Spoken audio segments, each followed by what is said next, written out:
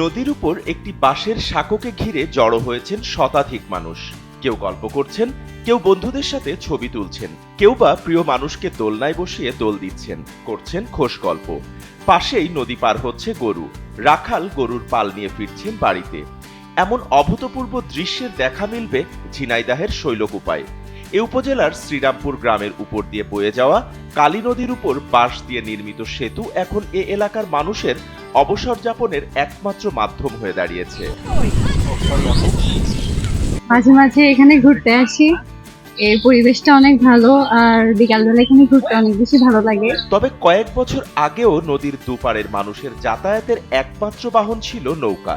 নদীতে সেতু না থাকায় বছরের পর বছর বিচ্ছিন্ন ছিল এপার ও ওপারের দুই ইউনিয়নের হাজার হাজার মানুষ।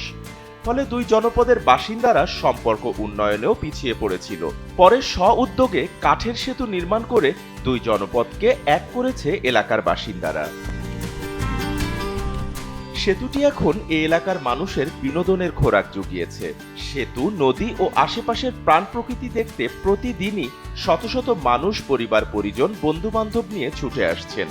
বিশেষ করে পার্শ্ববর্তী ইসলামী বিশ্ববিদ্যালয়ের শিক্ষার্থীদের কাছে জায়গাটি বেশ জনপ্রিয় হয়ে উঠেছে। স্থানীয়রা বলছেন, সেতুটির আশপাশের প্রকৃতি এক এক সময়ে এক এক রূপ নেয়। শীতকালে শিমুলের লাল ছোঁয়া, আর বর্ষায় নীলাভ আকাশ, সাথে স্বচ্ছ পানির টইটুম্বুর। মানুষের আনাগোনা দেখে স্থানটিতে বসেছে কয়েকটি টং দোকান। সেখানে বসে স্থানীয়রা বিকেলে অলস সময় কাটান চা আর পেঁয়াজুর সাথে। চারিদিকের স্বচ্ছ বাতাস আর সবুজের সমারোহ যেন ছবির চেয়েও সুন্দর।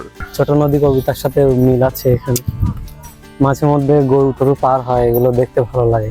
এটা আমাদের বিশ্ববিদ্যালয় থেকে পাশে হয়, এজন্য আমরা অবসর সময় এখানে ঘুরতে আসি। এই আর কি, পরিবেশটা অনেক ভালো, প্রকৃতির মাঝে বিলীন হয়ে যাওয়া যায় এই জন্য। আর বৃষ্টি যেহেতু, চারিপাশের পরিবেশটা অনেক বেশি সতেজ হয়ে গেছে। দুই মেয়েকে নিয়ে ঘুরতে আসছি, মোটামুটি ওদের বিনোদনের জন্য জায়গাটা অনেক সুন্দর। মাঝে মধ্যে ফ্রি টাইমে এখানে ঘুরতে আসলে মোটামুটি মন মানসিকতা অনেক ভালো হয়ে যায়। এ এলাকার যুব সমাজ তাদের স্ব-উদ্যোগে 2022 সালে প্রায় 4 লাখ টাকা ব্যয়ে বাঁশ ও কাঠ দিয়ে নির্মাণ করে দৃষ্টিনন্দন এই সেতুটি। SATV digital.